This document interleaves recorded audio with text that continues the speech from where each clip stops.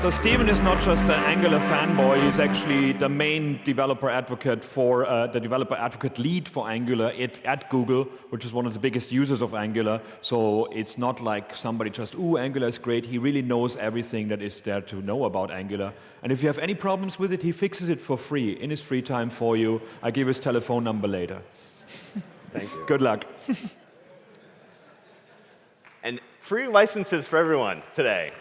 Just for coming. MIT licenses for everyone. Thank you so much for having me. My name is Stephen Fluin, and I'm here to talk a little bit about pushing the limits of the web with Angular.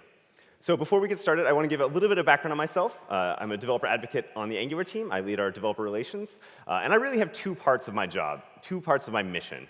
First is to help developers and organizations be successful with Angular. And second is to understand what it's like being a developer in the real world, so you can reflect those needs onto the team to make sure that we're making the right sorts of decisions. And as an additional piece of my credentials, I'm actually an expert at pushing the limits of the web. I've been pushing them since 1998. I looked back at some of the code that I wrote. I had a very nice GeoCities page where I was collecting animated GIFs and MIDIs and trying to put as many of them on the same page as I could. So fortunately for everyone here, I couldn't find that page. It's actually been scrubbed from the internet, so I'm lucky. But for those of you in the room that may not know, I want to just give a brief introduction to Angular. So I like to think about Angular as the modern web developers platform. And there's three ways that we do this. We focus on helping developers move faster with a set of fully integrated tools. We have opinions about how you should be doing your builds. We have opinions on how you should be doing your componentry. We have opinions on what languages you should be using. And we give you all these opinions not to restrict your freedom, but to help you move faster. Second, we want to help applications scale better. Obviously, being used at Google extensively, Angular is a really great way to think about maintaining and building out applications that scale. And so we bake in a lot of the best practices that are required for scaling into Angular, such as end-to-end and unit testing using Karma and Protractor. We also want to help your code reach further. And so we're always looking for new ways to take existing Angular applications and ship them into new places, host them on new servers and in new ways, and using things like NativeScript to actually take your application and bring it to mobile devices as well. So we're going to go through this in a few different sections. First, I want to talk about the limits of network that we have on the web today. Then I'm going to go into a little bit about APIs. Then we'll talk about web standards, and I'll end up with a demo showing off some of the cool new features of Angular that we've got recently. So let's get started with network. So we've actually had a long history of building applications and delivering them in different ways. And so I want to kind of reflect on this, because in some ways, what you're trying to do with this network is you're trying to take the entire universe's information and push it through this tiny, tiny little pipe. And that sounds really hard, right? But we do a very good job of this. And this has looked a little bit different over time. So if we go back and think about how the web and how kind of application development has developed over time, you really have what I call a pendulum that swings between servers and clients. So if you go back to the 1950s, we had mainframes, where you had to be local to the computer to be able to run anything, right? These were the big stacks of punch cards. So everything was almost a client-side application, so to say. But then things swung forward, and we had terminals, where everyone was accessing a shared machine via a thin client, where everything you would do is kind of running on the server, but I can be remote from it. Then things swung again. In the 1990s, we had PCs. Suddenly, everyone has very powerful machines that are sitting on my desktop and giving me access to the world's information. Then, again, in 2000s, the web came along. And that swung it to the server, where we could have a single version of our application that everyone in the world was using. They didn't have to install it. They didn't have to do any work to get access. And it increased the speed of which we could engage with the sorts of applications, and the speed with which we could engage with different sorts of experiences increased dramatically. Then we fast forward to around 2004 is kind of what I consider the beginning of the era of rich web applications. And so this is still a pendulum that we see swinging today, right? There's still lots of us building server-based applications with languages like .NET, Java, PHP. But more and more, we're shifting these experiences down to the client side with richer and richer JavaScript. And this is where a lot of the things like single-page applications have come from. Because when you have a server-based application, you're fundamentally limited in the ways that you can give rich experiences. If you want to give the user an instantaneous response to every click that they have in your application, you have to write client-side code for that. If you want the data to be there before they visit an interaction or before they try and do something, you have to move that data to the client. And so we're seeing JavaScript applications continue to get bigger and bigger. I had the fortune of meeting with a company that had a 15 megabyte JavaScript application. A couple tips, for example, don't put your SVGs in your JavaScript. That helped them a little bit. But obviously, we're trying to focus on the user. We're trying to build better experiences because at the end of the day, a lot of what we do is about the user. When we talk about Angular, we talk about kind of three values: apps that users love to use, apps that developers love to build, and a community where everyone feels welcome. And the first value there is users, because they're why we're all here. They're why we're in software. They're why we build these things. They're why we get paid. Because at the end of the day, the user is what matters most. And so today, we're swinging towards client side. Now, I can see a future where internet becomes ubiquitous, right? We suddenly have Wi-Fi everywhere we go, on a plane, in a conference like this. But we're not there yet, right? We're all familiar with the offline dinosaur. Especially, I travel a lot, and this happens to me all the time, where I run into a lack of an internet connection. And this is a problem with the web that is starting to be solved. So one of the things that we have to worry about as developers is bundle size. So if we take this limited network as a given today, we have to really focus on two things. We want to focus on tree shaking, finding the smallest amount of code we can ship to the browser as possible. And we want to focus on lazy loading, which is loading the right sort of code at the right time. And I want to dig into each of these. So with tree shaking, we really want to reflect on our application and understand a little bit more about the coverage. What in my application is actually necessary in order to run it? And so one of the ways that we looked into tree shaking, and the Angular team has been spending a ton of time on this, is looking at rxjs. So historically, rxjs is a really great way of doing reactive programming.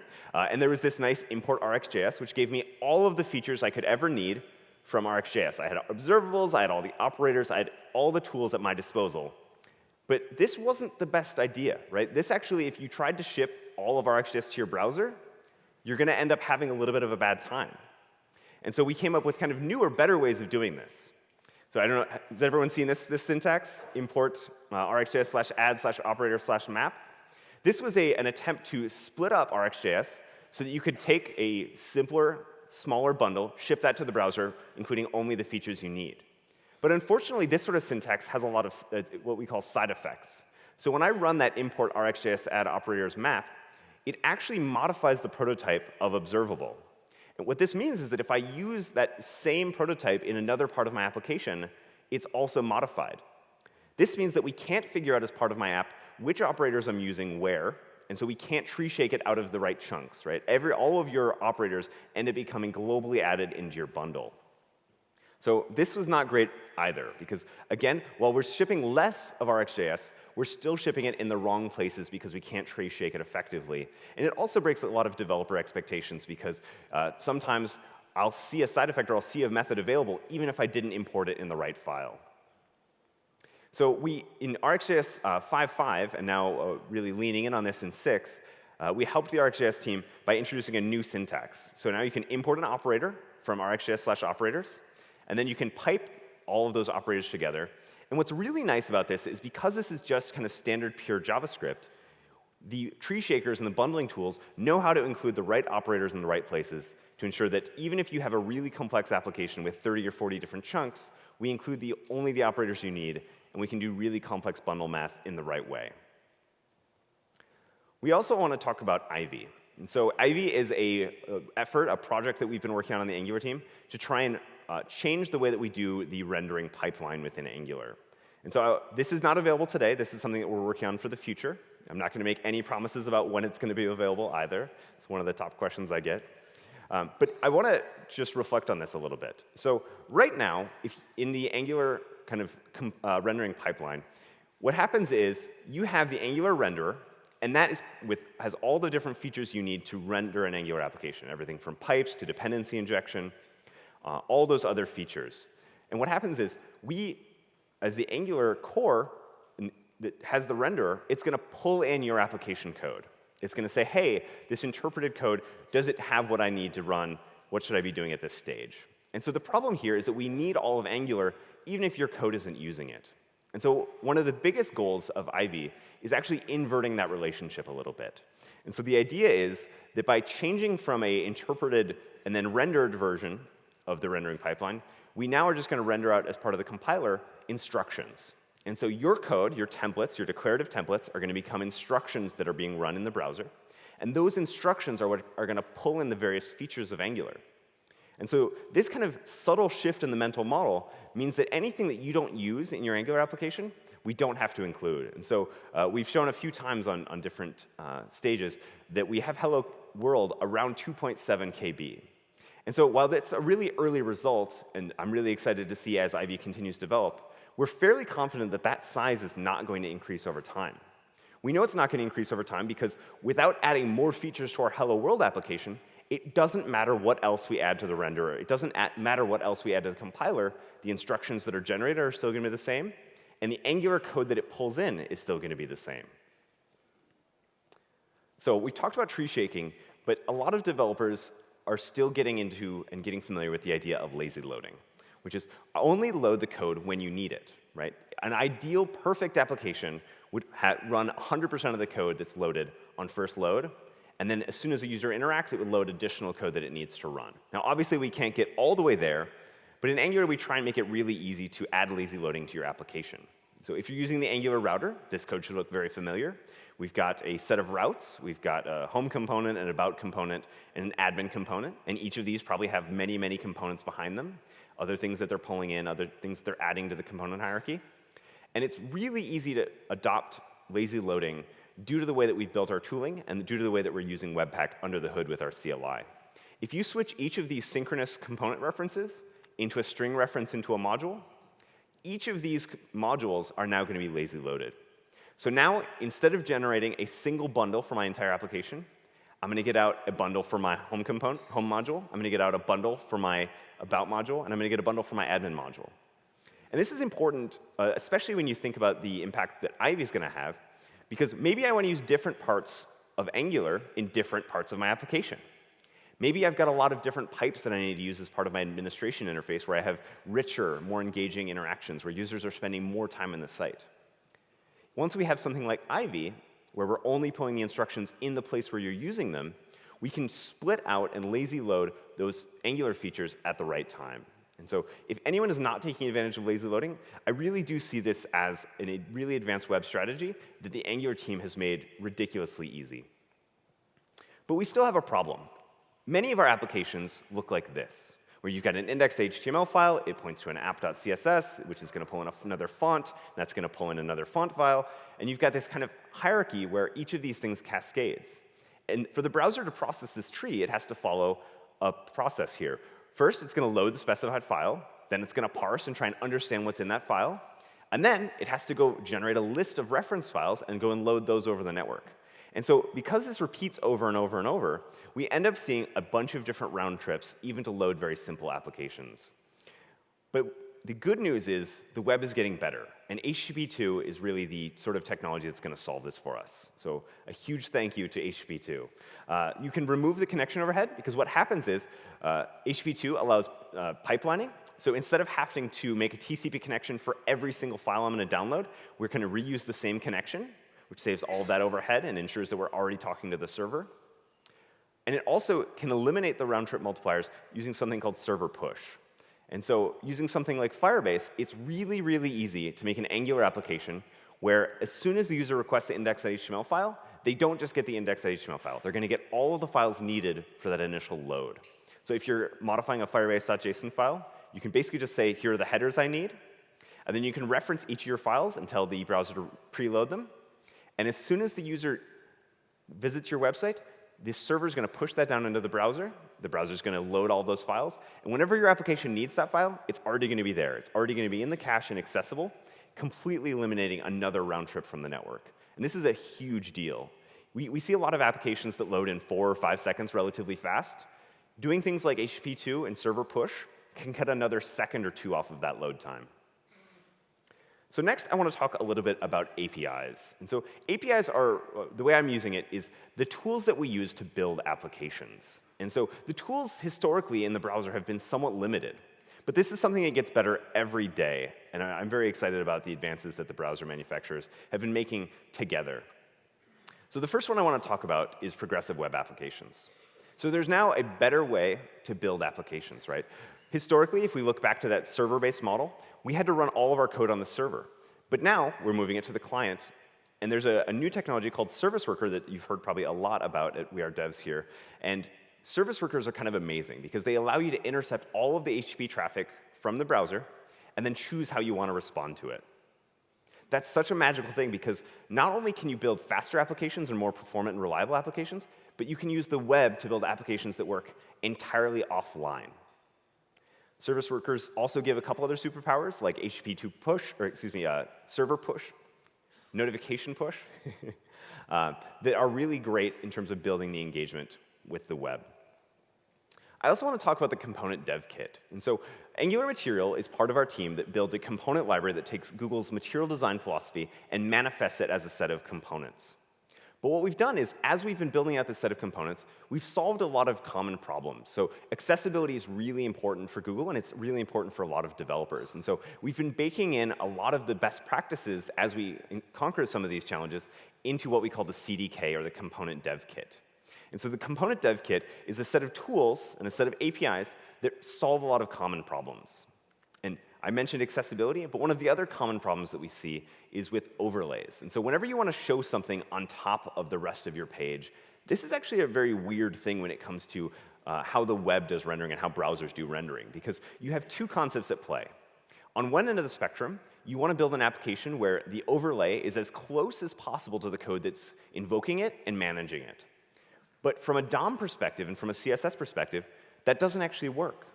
We can't put that component, that overlay component, as close to as possible the thing that's invoking it, because if we have anything like position absolute or overflow hidden at any level in the parent, that's actually going to break our component, and it's not going to render properly. And so we're building in tools into the CDK that make this easier. We've got support for things like bidirectional input and lots of other things that I think component authors would love to see as part of the web. But because the web can't support this today, or there's no native API, we're kind of doing that for you. And we've seen a lot of developers really love these CDK capabilities. ES 2015, ECMAScript 2015, JavaScript, it continues to evolve. But the Angular team, we use Typescript. And we ask all of our Angular developers to use Typescript as well today. And because of this, we can actually take the web APIs that are available today and then incorporate all of the web APIs that are coming from the future. And I'm going to talk about this via the tsconfig file. So the tsconfig file is where we manage all of the configuration in our application. And it has this really simple attribute, target. And by default in an Angular application, it says ES5. But you can change that one string from ES5 to ES 2015. And instead of down-leveling your application into ES5, you're going to get out a ES 2015 application. So if you built a Hello World Angular application with ES5, you're going to get out a build that looks a little bit like this. So you've got a runtime, styles, polyfill, and a main.js file.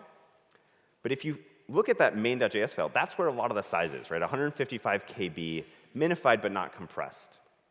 If you switch that one target in your tsconfig over to ES 2015, your bundle size decreases from 155K to 88.6. And so now, I'm not recommending everyone go out and do this. There are still a lot of users that are using older browsers that don't support all of the features of ES 2015. And we also see that a lot of the machines that are running JavaScript, like the Google crawler, aren't yet capable of running ES 2015. And so flipping this flag may hurt the crawlability of your site, for example. And so it's something to think about. Who are your users? Do I understand and control the browsers that they use? Do I understand the use cases in which they're accessing my site? Because if I do control those things, maybe I can flip that flag and actually see my users be able to take advantage of some of these new benefits. We have polyfills in all of our newly scaffolded Angular applications. But we spent a lot of time on these polyfills because we didn't want to just give users a list of polyfills they needed to run an Angular application. Because as I mentioned before, every context is different. Every use case, every set of users is different. And so if you look at polyfills.ts, you're actually going to see kind of an interactive guide where it walks you through the various polyfills that Angular ships by default, as well as some that you can add and turn on yourselves. And I really love that we do this because this allows you to think, hey, I want to take advantage of the latest and greatest of the web for the users that offer it, but maybe I'm willing to sacrifice bundle size to support other browsers, other capabilities. And so take a look at the polyfills.ts file and then reflect on your users and make kind of conscious choices about what you want to include in your application. So staying up to date can be hard. Angular, we do twice a year major releases. And so a lot of people that don't use Angular are a little bit afraid of this, but we've spent a lot of time making sure that these major releases are not scary at all, and they're actually very, very easy to adopt. And so we've actually gone further in terms of thinking about how we can keep web applications up to date. Because we see that we need to balance stability and innovation. You want the stability to keep writing applications the way that you know, the way that the docs wrote when you read them. But we also want to be able to take advantage of the latest innovation from the web. So for example, if at some point it makes sense for us to flip your applications over to ES 2015 by default, we want to do that for you. If at some point it makes sense to take advantage of WebAssembly or some of its capabilities, we want to help developers do that without having to rewrite their entire application. So this is one of the core challenges we've taken on. And the tool under the hood that we're doing this with is schematics. And so schematics, it's really, you can think of it like an open platform for modifying projects. We use schematics as part of ng-new, where we take a blank project tree and we return a fully scaffolded out project tree. We use this as part of ng-generate, where we want to take your application as it is today, modify and create components in the application, and then also modify all the references within your modules. And we feel like schematics is actually a really great tool to take this further. So in earlier versions of Angular and in earlier versions of a lot of JavaScript, to update to our applications, all we would do is we'd use npm or yarn, we'd update to the latest version, and then we'd go and fix all of the breaking changes. Right? Maybe if the breaking changes were so crazy, we'd actually go and read some of the documentation. But the Angular team, we want to use schematics under the hood to do a little bit better. And so we introduced ng-update. And so ng-update under the core is going to do an npm update, but it's also going to look at all of your peer dependencies, and it's going to look to see if any of the packages that we're updating offer a schematic for updating. And so what happens is if I run ng-update at angular/core, I'm going to get the latest version of core, common, compiler, platform, platform browser, dynamic, all of the different packages that are part of the core framework. But I'm also going to update your dependency on TypeScript to the right version. I'm going to update rxjs, and I'm going to update zones. So we can do a bunch of different updates all at the same time. And in particular, if you look at rxjs, for example, they have a schematic now that knows how to do an update. So for example, when you update from version 5.5 to version 6 of rxjs, rxjs actually removed a bunch of APIs. But we know that that's hard for developers. And so as part of that update, the schematic is going to automatically add a new dependency in your project in the form of rxjs compat, which makes the transition from the older way of doing things into the newer way of doing things easier. Gives you more time, makes this whole thing a little bit more flexible. So the last section I want to talk about is standards. And so someone asked me to think of a joke about standards, and I think the only joke I could think of is that maybe there's too many of them. Right? I think we've all seen the XKCD that there's 13 standards, there's too many. Let's make a new one, and now you have 14 standards and the same problem. And so the Angular team is looking for ways to both adopt existing standards and to kind of give back to the community and say, hey, here's what we've learned. How many people here used promises? Right? Promises were a huge thing in AngularJS. Right? We were one of the first frameworks to really build promises into the core of what we were doing. And we're trying to do similar things with observables now.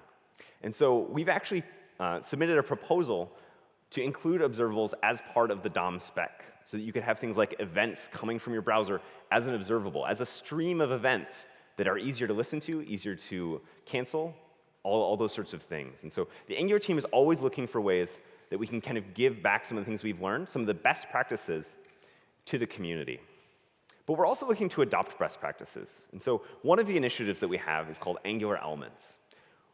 Angular Elements is designed to create custom elements from Angular components. And so as part of v6, it is now possible, and I'll demo this in a second, to take your existing Angular component and then package it as a custom element that bootstraps via browser machinery instead of via Angular machinery.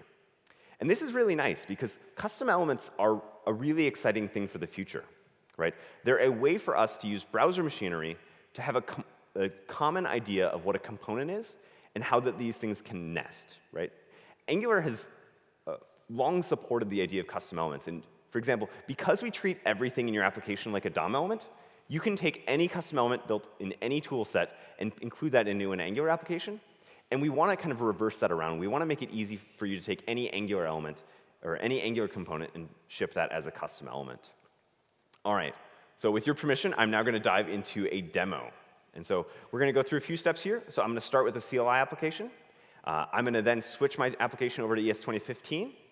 Then we're going to do a live update of rxjs, because I think that's really exciting. Then we're going to turn this application into a PWA. And last, I'll give a live coding demo where we actually build a custom element within Angular. So let's get started here. All right, so before I got on stage here, I didn't want to assume I had too much internet, so I already ran ng-new, and I created a blank CLI project. And so if you look here, this should look very familiar to a lot of Angular developers. You've got source app, you've got your app module, app component. The one thing I did in addition here is because this is v6, I also added the rxjs compat library because I wanted to show off some of the capabilities there as well. And so what we're going to do now is we're going to go ahead and do a little bit of an rxjs demo. And so what I'm going to do is in my app component, just make sure everyone can see this. All right, what I'm going to do is I'm going to create a constructor, and then I'm going to create two observables. So to do observables in rxjs 5.5, I would do import observable from rxjs/observable. And then I'm going to do a couple other things. So I need to import rxjs/add/operators map. And I'm going to import rxjs/add/observable/of. And so we'll create a simple observable. So we'll just say const data equals observable.of. And we'll say value is hello, Vienna. And now I'm going to map that data. So I'll say const value equals data.map. And then we're going to take in the data, and we're going to return the data.value. Right? So this is relatively standard code here.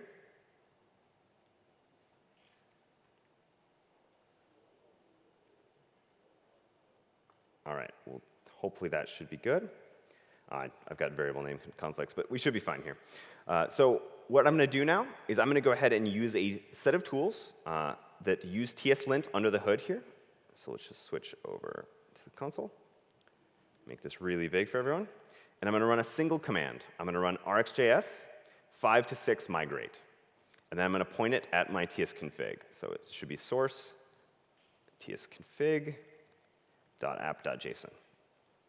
then I'm going to try and switch back really fast, because it's going to happen faster than we can see, maybe, if this worked. All right, so that one command has now rewritten my code. All of those bad things that I did, they're gone. We can see I'm now importing of as observable of from rxjs. We've got the new import paths there. We can see I'm importing map from rxjs/operator, so this is tree shakeable. It can go in the right module. And not only that, we actually changed the way that we were calling these methods. So instead of calling .map directly, we're now calling .pipe. We've got all of the different tools here. And this is an example of the power of when you combine things like TypeScript, Angular, where we care about your developer experience evolving over time.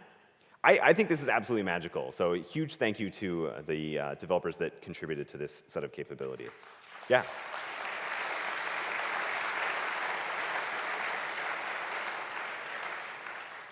All right, so the next thing I said I wanted to do is I wanted to make this application a PWA. So I'm going to use one of the new CLI commands, and I'm going to run ng-add at angular/pwa. So what this is doing behind the scenes is this is running an npm install of that new package at angular/pwa. And then it's going to run the schematic that it finds inside of that package. So here we're dependent a little bit on the internet, so we'll see how fast this goes.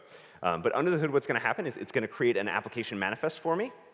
And then it's going to create a service worker config. And then it's going to update the build configuration, taking advantage of that service worker. And so as soon as this yarn install finishes, which is going very slowly, maybe I won't even wait, we should see in our app module, our application should be updated to take advantage of PWA. So in one command, I'm now getting a full PWA that has offline capabilities. If I did a production build, this would then be doing caching. All of my assets files that are being generated from Webpack would be cached. And then we could even configure it later to do more sorts of dynamic caching. All right, rather than wait for the network here, I'm going to kill that. And we're going to do ng-add at angular/elements. And we'll just skip forward to the next piece here. Oh, don't kill yarn, maybe. Yarn does not seem to like that. All right.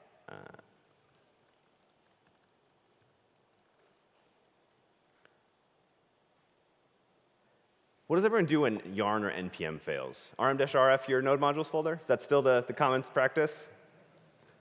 All right. I don't want to do that on stage here. So let's just start writing code. I think I know what it's going to say. So when I npm install or ng add at angular/elements, what we're going to get out is both the elements package installed via npm or my package manager, and then we're also going to see a polyfill being installed. But what I'm going to do now is I'm going to modify a couple things so that I can take advantage of Angular elements. So I'm going to first generate a new component. So let's go ahead and do that. So let's say, let's kill the serve, ng generate component, and we'll call it myElement. All right, so again, this is using schematics under the hood. We've created a component called myElement. It's got CSS, HTML. We care about maintainable code, so we generated a spec file for you, because everyone's testing, right? All right, and then we should, if we take a look at our app module, we should see that component has automatically been added to our declarations. And I'm going to add two more things to our ng module definition here. I'm going to add entry components. So basically, entry components tells the Angular compiler, hey, you need to go and compile this component even though I don't reference it in any template. So this is a really important step because without this, that component won't be available at runtime when you need it. The second thing I'm going to do is I'm going to turn off Angular's schema support so that we can allow any custom element that's being registered on the page to run. Normally what we do is we actually validate all of the HTML across your entire application to make sure that you don't refer to any components that don't exist. But whenever we want to use custom elements, we want to turn that off so that I can take advantage of custom elements. And so what I'm going to do is I'm going to add a schema here, and I'm going to call it custom element schema. So that auto-imported from VS Code. Thank you. So these two things have basically now set up my component to be ready to be registered as a custom element. So now I'm going to jump over into my component here. And I'm going to add access to the injector. So I'm going to say private injector of type injector. So what this does is this gives me access to the injector, which is used by my entire Angular application. And then I'm going to create a lifecycle hook here, ng on init. And what I'm going to do here is I'm going to call two methods. The first method is I'm going to call create custom element from @angular/elements. And I will probably fat finger something because this npm's not installed yet. So let's say const myElement equals create custom element. And I'm going to pass it two things. I'm going to pass it the element that I care about, so myElement component. Let's auto-import that. And then I'm going to pass it a reference to the injector. So we'll just say injector is this dot injector. All right, so what the create custom element method does is it takes that Angular component and wires it up and does all of the binding so that this myElement can now be passed directly to the browser's native functionality. So we've got custom elements dot define. So custom elements is an object that exists in the browser. All modern browsers now support custom elements. And I'm going to call the define method. I'm going to give it a selector. So I'll call it myElement. Don't let me forget that. And then I'm going to give it a handle on the element. All right. So now, whenever our application loads, whenever that root component loads, we are now going to be defining and registering the myElement component as a custom element. And so let's actually take a look at using this. And so I'm going to blow this away here. I'm going to say myElement, right? Because that's the selector that I just registered, I believe, myElement. All right, now let's check up on our yarn install, see how we're doing here. Still going. All right, let's give this a try. This might work. Depends which order yarn installs things, right?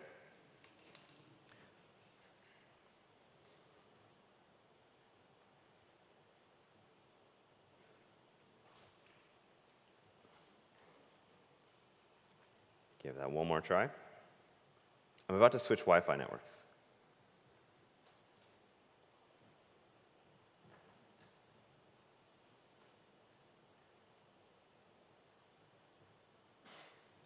All right, our build has started. That's a good sign. Angular Elements is not installed. Should we cheer it on? Drum roll?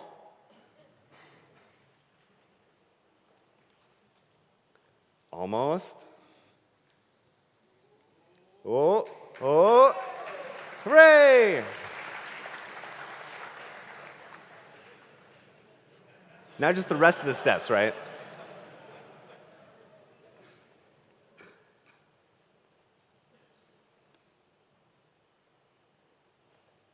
I'm just hoping that the right node module is installed.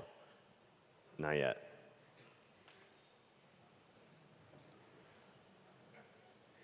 All right. We have about 5 minutes. Should we jump into QA? Do you guys want to do Q&A? Are we able to do Q&A? I don't know if people in the back.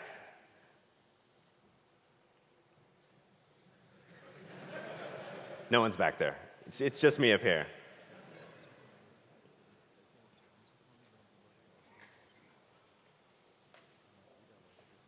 See, I would switch Wi-Fi networks right now, but I feel like that would it's like switching lanes in traffic.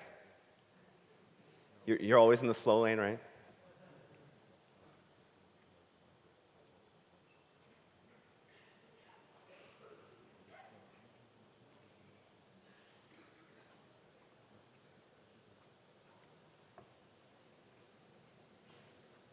All right, I no longer want to wait for this, so we're going to go ahead and skip that demo.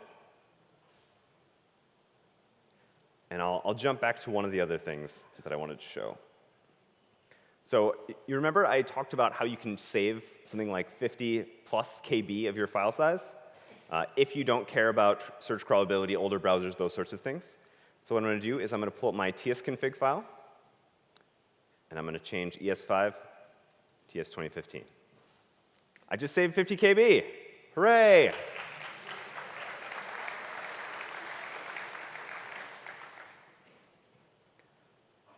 All right.